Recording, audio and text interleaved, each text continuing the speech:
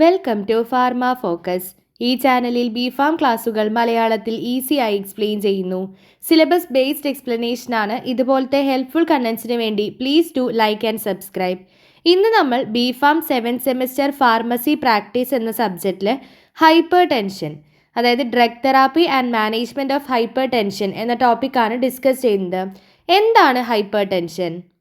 Persistent increase in systemic arterial blood pressure. Systemic arterial blood പ്രഷറിൽ വരുന്ന persistent ഇൻക്രീസിനെയാണ് hypertension എന്ന് പറയുക. നോർമൽ ബി പിൻ്റെ റേഞ്ച് എത്രയാ? 120/80 mmHg ആണ്. ഹൈപ്പർ ടെൻഷൻ ആവുന്ന സമയത്ത് അത് 140/90 mmHg എന്നായിട്ട് മാറുന്നുണ്ട്. ഇതൊരു ഹീമോഡൈനാമിക് ഡിസോർഡർ ആണ്. ഹൈപ്പർ ടെൻഷൻ്റെ സ്റ്റാൻഡേർഡ് ഡെഫിനിഷൻ തന്നിരിക്കുന്നത് ഇവാൻസ് ആൻഡ് റോസ് ആണ്. ഹൈപ്പർ ടെൻഷൻ എന്ന് പറഞ്ഞു കഴിഞ്ഞാൽ എന്താ? It is defined in terms of BP level above which investigation and treatment do more good than harm. അതാണ് ഹൈപ്പർ ടെൻഷൻ്റെ ഒരു സ്റ്റാൻഡേർഡ് ഡെഫിനിഷൻ. പക്ഷേ ഹൈപ്പർ ടെൻഷൻ എന്ന് പറഞ്ഞാൽ എന്താ? ആർട്ടീരിയൽ, സിസ്റ്റമിക് ആർട്ടീരിയൽ BP വരുന്ന പെർസിസ്റ്റന്റ് ഇൻക്രീസിനെയാണ് ഹൈപ്പർ ടെൻഷൻ എന്ന് പറയാം. സ്റ്റാൻഡേർഡ് ഡെഫിനിഷനും പ്രൊവൈഡ് ചെയ്തിട്ടുണ്ട്. എപ്പിഡമോളജി, ഇതൊരു വേൾഡ് വൈഡ് എപ്പിഡമിക് ആണ്. കറൻ്റ്ലി ഇപ്പോൾ 1.1 ബില്യൺ ആളുകളെ ഗ്ലോബലി എഫക്റ്റ് ചെയ്തിട്ടുണ്ട് ഈ ഒരു ഹൈപ്പർ ടെൻഷൻ. ഹാർട്ട് അറ്റാക്കും സ്ട്രോക്കിനും ഒക്കെ കാരണമാകുന്നുണ്ട്. 2025 തന്നെ 1.5 ബില്യൺ പീപ്പിൾ ഹൈപ്പർ ടെൻഷൻ ഉണ്ടാകും എന്നാണ് എസ്റ്റിമേറ്റ് ചെയ്യുന്നത്. റേസ്ഡ് BP, അതായത് ഹൈപ്പർ ടെൻഷൻ കാരണം അപ്രോക്സിമേറ്റ്ലി 9 മില്യൺ പീപ്പിളാണ് ഒരു കൊല്ലത്തിൽ മരിക്കുന്നത്. ഓക്കെ, ഇനി ഇതിൻ്റെ കൺട്രോൾ സ്റ്റാറ്റസ് എന്ന് പറഞ്ഞാൽ പുവർലി കൺട്രോൾഡ് കണ്ടീഷനാണ്. ലെസ് ദാൻ 25% കേസസും ഡെവലപ്ഡ് കൺട്രീസിൽ കൺട്രോൾഡ് ആവുന്നുണ്ട്. ലെസ് ദാൻ 10% കേസസാണ് ഡെവലപ്പിംഗ് കൺട്രീസിൽ ഇത് കൺട്രോളിൽ വരുന്നത്. May 14 world hypertension day എന്നറിയപ്പെടുന്നത്. ഇനി അതിൻ്റെ ക്ലിനിക്കൽ ക്ലാസിഫിക്കേഷനാണ്. ഹൈപ്പർ ടെൻഷനെ സിസ്റ്റോളിക് ആൻഡ് ഡയസ്റ്റോളിക് BP പ്രകാരം ക്ലാസിഫൈ ചെയ്തിട്ടുണ്ട്. അതേപോലെ എറ്റിയോളജി പ്രകാരം ക്ലാസിഫൈ ചെയ്തിട്ടുണ്ട്. സിസ്റ്റോളിക് ആൻഡ് ഡയസ്റ്റോളിക് ബ്ലഡ് പ്രഷറിനെ ബേസ് ചെയ്തിട്ടുള്ള ക്ലാസിഫിക്കേഷൻ എന്ന് പറയുമ്പോൾ നോർമൽ ആണെങ്കിൽ 120/mmHg ആണ്.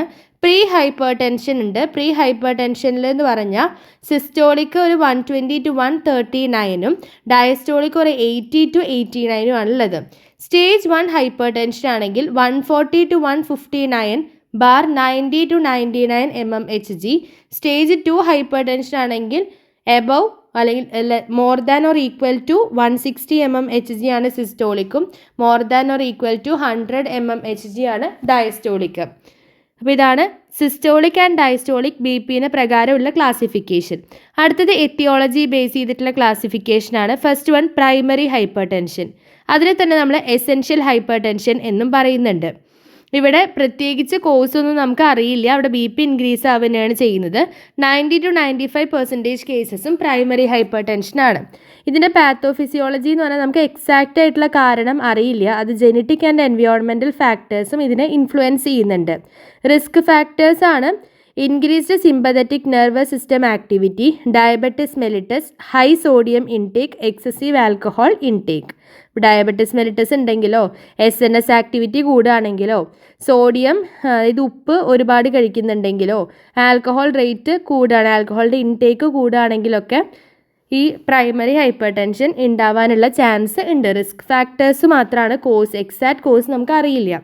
സെക്കൻഡറി ഹൈപ്പർ ടെൻഷൻ എന്ന് പറഞ്ഞാൽ സ്പെസിഫിക് അണ്ടർലൈയിങ് കോസ് കാരണം ഉണ്ടാകുന്ന BPയിൽ വരുന്ന ഇൻക്രീസ് ആണ്. 5 to 10% കേസസ് ആണ് സെക്കൻഡറി ഹൈപ്പർ ടെൻഷൻ. ഇത് റീനൽ ഡിസീസോ renal artery stenosis, endocrine disorders അല്ലെങ്കിൽ വേരിയസ് ഡ്രഗ്സ് കാരണം, അതായത് NSAID, ഓറൽ കോൺട്രാസെപ്റ്റീവ്, ഗ്ലൂക്കോകോർട്ടിക്കോയിഡ് പോലെയുള്ള ഡ്രഗ്സ് കാരണമോ അതല്ലെങ്കിൽ പ്രഗ്നൻസി ഇൻഡ്യൂസ്ഡ് ഹൈപ്പർ ടെൻഷൻ ഉണ്ട്, സ്ലീപ്പ് അപ്നിയ സിൻഡ്രോം. ഇതൊക്കെ കാരണം ഈ സെക്കൻഡറി ഹൈപ്പർ ടെൻഷൻ ഉണ്ടാവാം.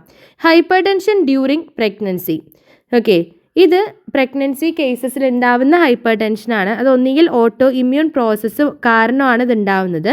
വാസ്കുലർ കോൺസ്ട്രിക്റ്റിംഗ് ഏജൻസിനെ പ്ലാസ്മയിൽ നിന്ന് റിലീസ് ആവുന്നുണ്ട്. അങ്ങനെ ഹോർമോണൽ ചേഞ്ചസ് ഉണ്ടായിട്ട് അതാണ് അവിടെ BPനെ കൂട്ടുന്നത്. ഇവിടുത്തെ ക്ലിനിക്കൽ ഇമ്പോർട്ടൻസ് എന്ന് പറഞ്ഞു കഴിഞ്ഞാൽ അത് ക്യാൻ പ്രോഗ്രസ് ടു പ്രീ എക്ലാംഷി ആയിട്ട് മാറാനും എക്ലാംഷി ആയിട്ട് മാറാനൊക്കെ ചാൻസ് ഉണ്ട്. അങ്ങനെ ബോത്ത് മദർ ആൻഡ് ഫീറ്റസിന് അത് റിസ്ക് ആയിട്ട് മാറുന്നുണ്ട്. അപ്പോൾ ഇതാണ് ക്ലാസിഫിക്കേഷൻ ഓഫ് ഹൈപ്പർ ടെൻഷൻ. അടുത്തത് ജനറൽ ആയിട്ടുള്ള റിസ്ക് ഫാക്ടേഴ്സും ഉണ്ട്. പ്രൈമറി ഹൈപ്പർ ടെൻഷൻ്റെ മാത്രം നമ്മൾ സ്പെസിഫിക് ആയിട്ട് പറയുന്ന റിസ്ക് ഫാക്ടേഴ്സ് നോക്കാം. ഫസ്റ്റ് ജനറൽ ആയിട്ടുള്ള റിസ്ക് ഫാക്ടേഴ്സാണ് ഏജ്. മെന്നിനാണെങ്കിൽ എബവ് 55 ഇയേഴ്സും വുമണിലാണെങ്കിൽ എബവ് 65 ഇയേഴ്സും ഹൈപ്പർ ടെൻഷൻ ഉണ്ടാവാനുള്ള ചാൻസ് കൂടുതലാണ്. പിന്നെ ലൈഫ് സ്റ്റൈൽ ഹാബിറ്റ് ആയിട്ടുള്ള ആൽക്കഹോൾ കൺസംഷൻ ഉണ്ടെങ്കിൽ, സിഗരറ്റ് സ്മോക്കിംഗ് ഉണ്ടെങ്കിൽ, റെഗുലർ എക്സസൈസ് ഇല്ലെങ്കിൽ, അതേപോലെ ഹൈ സോഡിയം ഇൻടേക്ക്, പിന്നെ മെറ്റാബോളിക് ഫാക്ടേഴ്സ് അതായത് ഡയബറ്റിസ് മെലിറ്റസോ എലവേറ്റഡ് അതായത് ഇൻക്രീസ്ഡ് സെറം ലിപ്പിഡ് ലെവലൊക്കെ ഉണ്ടെങ്കിലൊക്കെ, അതേപോലെ ഒബിസിറ്റി ഉണ്ടെങ്കിലൊക്കെ ഹൈപ്പർ ടെൻഷൻ ഉണ്ടാവാം. ഇനി പ്രൈമറി ഹൈപ്പർ ടെൻഷൻ അല്ലെങ്കിൽ എസെൻഷ്യൽ ഹൈപ്പർ ടെൻഷൻ ഉണ്ടാവാനുള്ള റിസ്ക് ഫാക്ടേഴ്സാണ് ഫാമിലി ഹിസ്റ്ററി. നമ്മുടെ കുടുംബത്തിൽ തന്നെ ആർക്കെങ്കിലും ഉണ്ടെങ്കിൽ ഒബിസിറ്റി കാരണം ഉണ്ടാവാം, എത്തിനിസിറ്റി അതായത് ആഫ്രിക്കൻ അമേരിക്കൻസിലൊക്കെ ഇത് ഹയർ പ്രിവാലൻസ് ആയിരിക്കും, പിന്നെ സെഡൻഡറി ലൈഫ് സ്റ്റൈൽ കാരണം ഉണ്ടാവാം, സോഷ്യോ എക്കണോമിക് സ്റ്റാറ്റസ് കാരണം, സ്ട്രെസ്സ് കാരണമൊക്കെ ഈ ഒരു പ്രൈമറി ഹൈപ്പർ ടെൻഷൻ ഉണ്ടാവാം. Diagnosis of hyper tension. Hyper tension ഉണ്ടോ ഇല്ലേ അതെങ്ങനെ നമുക്ക് ഡയഗ്നോസ് ചെയ്യാം? ക്ലിനിക്കൽ ഇവാലുവേഷൻ എന്ന് പറഞ്ഞു കഴിഞ്ഞാൽ സൈൻസോ സിംറ്റംസോ ഉണ്ടോ എന്ന് ചെക്ക് ചെയ്യാം. ഓക്കെ, ഹൈ ബി പി ആണെന്നുണ്ടെങ്കിൽ ഉണ്ടാകുന്ന കുറച്ച് സൈൻസ് ആൻഡ് സിംറ്റംസ് ഉണ്ടല്ലോ, അതായത് ഹെഡ് ഏക്ക്, dizziness, vision changes, chest pain, ഇതൊക്കെ ഉണ്ടോ എന്ന് ജസ്റ്റ് ഒന്ന് ചെക്ക് ചെയ്യുക. അതിനുശേഷം വൈറ്റൽ സൈൻസിനെ റെക്കോർഡ് ചെയ്യുക. അതായത് ബി പി കൂടുതലുണ്ടോ, പൾസ് റേറ്റ് കൂടുതലുണ്ടോ, റെസ്പിറേറ്ററി റേറ്റ് കൂടുതലുണ്ടോ, ഇതൊക്കെ നമ്മൾ ജസ്റ്റ് റെക്കോർഡ് ചെയ്യാം. അതിനുശേഷം ബ്ലഡ് പ്രഷർ മെഷർമെൻറ്റ് എടുക്കുക. സ്പിക്മോ മാനോമീറ്റർ യൂസ് ചെയ്തിട്ട് ഒന്നെങ്കിൽ ഡിജിറ്റലോ അല്ലെങ്കിൽ മാനുവലോ യൂസ് ചെയ്ത് നമുക്ക് ബി പി മെഷർ ചെയ്യാവുന്നതാണ്. 2 or more സെപ്പറേറ്റ് ഒക്കേഷൻസിൽ ബി പി റീഡിങ്സ് എടുക്കണം. പിന്നെ confirm persistent elevation, laboratory investigations ചെയ്യുക. അതായത് ലിപ്പിഡ് പ്രൊഫൈൽ ചെക്ക് ചെയ്യുക, കൊളസ്ട്രോൾ ഉണ്ടോ, triglycerides, LDL HDL, blood glucose level, diabetes ഉണ്ടോ എന്നൊക്കെ ചെക്ക് ചെയ്യുക. ആൽഡോസ്റ്റിറോൺ ലെവൽ ചെക്ക് ചെയ്യുക, സെറം ഇലക്ട്രോലൈറ്റ്സിനെ ചെക്ക് ചെയ്യുക. ദെൻ കാർഡിയാക് ഇവാലുവേഷൻ, അതായത് ECG അല്ലെങ്കിൽ എക്കോയൊക്കെ എടുത്തിട്ട് എന്തെങ്കിലും ഹാർട്ടിന് പ്രശ്നമുണ്ടോ എന്നും കൂടിയും ചെക്ക് ചെയ്യാം. അങ്ങനെയാണ് നമുക്ക് ഹൈപ്പർ ടെൻഷനെ ഡയഗ്നോസ് ചെയ്യാം. Lifestyle management for diagnosis and prevention. ഇത് പ്രിവെൻറ്റ് ചെയ്യാൻ വേണ്ടിയിട്ട് എന്തൊക്കെയാണ് ലൈഫ് സ്റ്റൈൽ മാനേജ്മെൻറ്റ്? ഒന്ന് ഡാഷ് ഡയറ്റ് എടുക്കാം. അതായത് ഹൈപ്പർ ടെൻഷൻ സ്റ്റോപ്പ് ചെയ്യാൻ വേണ്ടി എടുക്കുന്ന ഒരു ഡയറ്റാണ് ഡാഷ് ഡയറ്റ്. അത് ഫ്രൂട്ട്സ് ഉണ്ടായിരിക്കും, വെജിറ്റബിൾസ് ഉണ്ടായിരിക്കും, ഹോൾ ഗ്രെയിൻസ് ഉണ്ടായിരിക്കും, low fat dairy, low in saturated fats, red meat, sweet, sodium, അതേപോലെ പൊട്ടാസ്യം, മെഗ്നീഷ്യം, കാൽസ്യം റിച്ച് ഫുഡിനെ എൻകറേജ് ചെയ്യുക, കൂടുതലായിട്ട് കഴിക്കാൻ നോക്കുക. അതാണ് ഡാഷ് ഡയറ്റിൽ വരുന്നത്. ഇനി കോംപ്ലിക്കേഷൻസ് എന്തൊക്കെയാണ്? ഈ അതെറോസ്ക്ലിറോസിസ് ഉണ്ടെങ്കിലാണ് കോംപ്ലിക്കേഷൻസ് കൂടുതലായിട്ട് ഉണ്ടാവുക. ടാർഗറ്റ് ഓർഗൻ ഡിസീസസ് എന്ന് പറഞ്ഞാൽ ഹാർട്ടിലാണെങ്കിൽ hypertensive heart diseases, coronary heart diseases, left ventricular hypertrophy, heart failure ഒക്കെ ഉണ്ടാവാനുള്ള ചാൻസ് ഉണ്ട്. ഇതൊക്കെയാണ് കോംപ്ലിക്കേഷൻ. ബ്രെയിനിലാണെങ്കിൽ സെറിബ്രോ വാസ്കുലർ ഡിസീസും സ്ട്രോക്കും, കിഡ്നിയിലാണെങ്കിൽ നെഫ്രോസ്ക്ലിറോസിസും, ഐസിലാണെങ്കിൽ റെറ്റിനൽ ഡാമേജും. ഇനി ഡയഗ്നോസിസ് ആണ്. ഡയഗ്നോസിസ് എന്ന് പറയുമ്പോൾ നമ്മൾ സെവറൽ വീക്സിൽ തന്നെ several elevated B P readings ഉണ്ടെങ്കിൽ മാത്രമാണ് നമ്മൾ നമ്മളെ ട്രീറ്റ് ചെയ്യാൻ വേണ്ടി നോക്കുള്ളൂ. ഒരു സിംഗിൾ മെഷർമെൻറ്റിൽ മാത്രം കുറച്ച് ഹൈ കാണിച്ചുകൊണ്ട് നമ്മൾ അതിനെ ഒരിക്കലും മെഡിസിൻ വെച്ചിട്ട് ട്രീറ്റ് ചെയ്യാൻ നോക്കാറില്ല. ഇനി എങ്ങനെ നമുക്ക് ബി പിനെ മെഷർ ചെയ്യാം? നമ്മളൊക്കെ സാധാരണ ചെയ്യാറുള്ള കാര്യമാണ് പേഷ്യൻ്റ് എന്ത് ചെയ്യുക, ജസ്റ്റ് സീറ്റ് ചെയ്യുക, ഒരു 5 minutesോ അതിൽ കൂടുതലോ ചെയറിൽ ജസ്റ്റ് ഒന്ന് ഇരിക്കുക. കാരണം നമ്മളിപ്പോൾ പെട്ടെന്ന് എവിടെയെങ്കിലും ഓടി വന്നതാണെങ്കിൽ ചിലപ്പോൾ നമ്മുടെ ബി പിയിൽ വേരിയേഷൻ കാണിക്കാനുള്ള ചാൻസ് ഉണ്ട്. അപ്പോൾ ജസ്റ്റ് ഒരു ഫ്രീ ആയിട്ട് നമ്മൾ കുറച്ച് നേരം എന്ത് ചെയ്യുക, ചെയറിൽ ആദ്യം ഒന്ന് ഇരിക്കുക, പേഷ്യൻറ്റിനെ ഇരുത്തുക.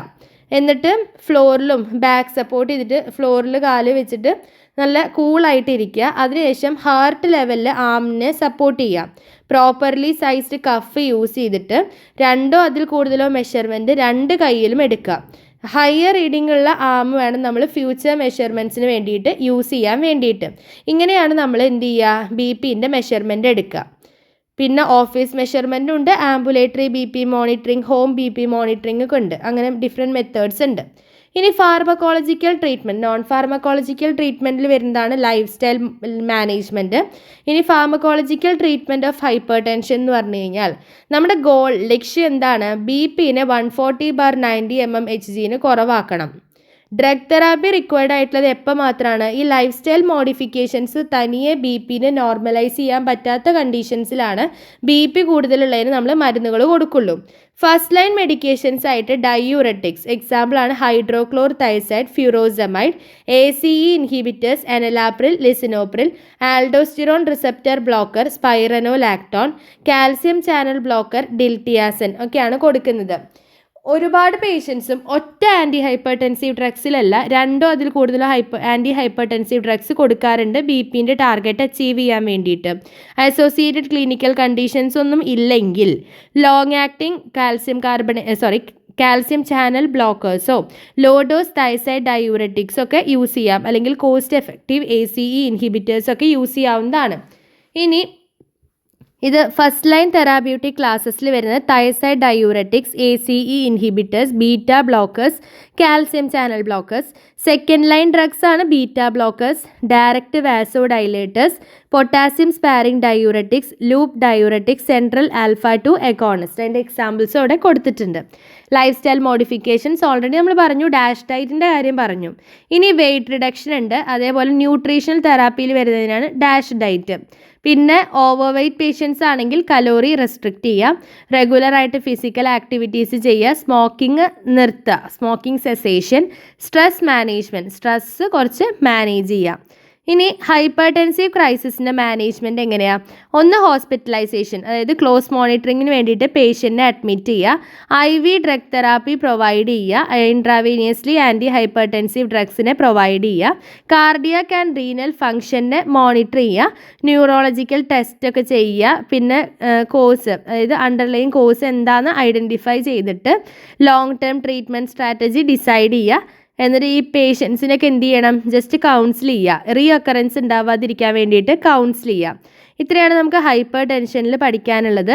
അപ്പോൾ നമ്മൾ എന്താണ് ഹൈപ്പർ ടെൻഷൻ, അതിൻ്റെ എപ്പിഡമോളജി, ക്ലിനിക്കൽ ക്ലാസിഫിക്കേഷൻസും ജനറൽ റിസ്ക് ഫാക്ടേഴ്സും, പ്രൈമറി ഹൈപ്പർ ടെൻഷൻ്റെ മാത്രം റിസ്ക് ഫാക്ടേഴ്സും ഡയഗ്നോസിസും, ട്രീറ്റ്മെൻറ്റും കോംപ്ലിക്കേഷൻസും, അതിൽ തന്നെ നോൺ ഫാർമക്കോളജിക്കൽ ട്രീറ്റ്മെൻറ്റും ഉണ്ട്, ഫാർമക്കോളജിക്കൽ ട്രീറ്റ്മെൻറ്റും ഉണ്ട്, മാനേജ്മെൻറ്റ് ഓഫ് ഹൈപ്പർടെൻസീവ് ക്രൈസിസ്. ഇത്രയും ടോപ്പിക്സാണ് നമ്മൾ ഇന്നത്തെ ക്ലാസ്സിൽ ഡിസ്കസ് ചെയ്തത്. അപ്പോൾ ഇത്രയേ ഉള്ളൂ ഇന്നത്തെ ടോപ്പിക്ക്. അടുത്തൊരു ടോപ്പിക്കായിട്ട് അടുത്ത ക്ലാസ്സിൽ കാണാം. Until then happy learning.